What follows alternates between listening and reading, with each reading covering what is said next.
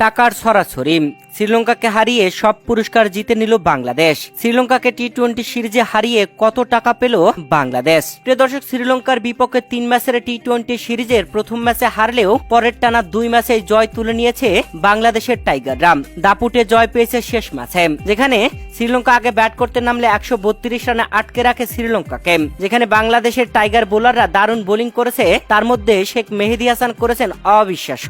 4 over বল করে 11 run খরচে 4 wicket নিয়ে শ্রীলঙ্কাকে একাই কুপোকাত করে দিয়েছিলেন তিনি। লঙ্কানদের দেওয়া 133 রানের টার্গেটে বাংলাদেশ তানজিদ তামিমের ঝড়ো ব্যাটিং এ দারুণ দাপুটে জয় পেয়েছে।